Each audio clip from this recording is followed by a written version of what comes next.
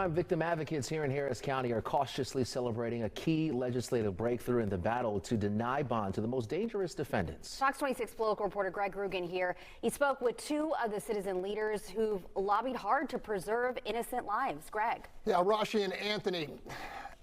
After literally years of stalemate, Republican and Democratic lawmakers have reached an apparent compromise in the Texas House, which will let voters decide if judges should have additional power to keep repeat criminal predators locked up pending their trial.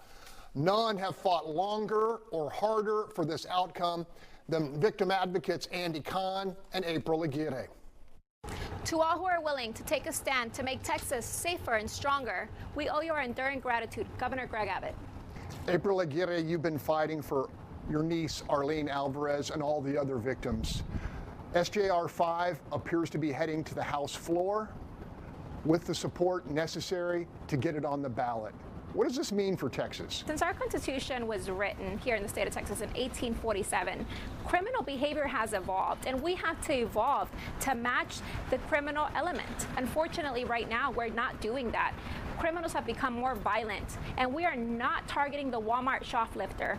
We are targeting murderers, people that commit sexual assaults against children, and people that want to commit aggravated robbery. It is time that we hold these people accountable and keep Texans safe.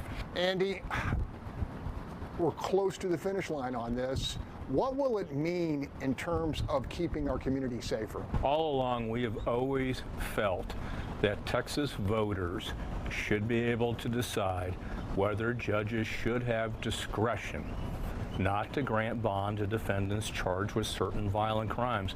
And I truly believe the murder of Jocelyn Nungary put this over the tipping edge. When people found out that the two defendants charged with her murder were actually given a bond, albeit a very high bond, and people were outraged.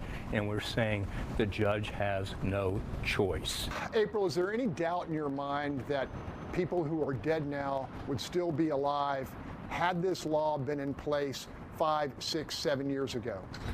Absolutely, these people would be alive. There's just no question. We're giving second, third, and fourth chances to criminals that have not earned that and have not been rehabilitated. We're simply cutting them loose. And the judges that I have spoken with said we need discretion.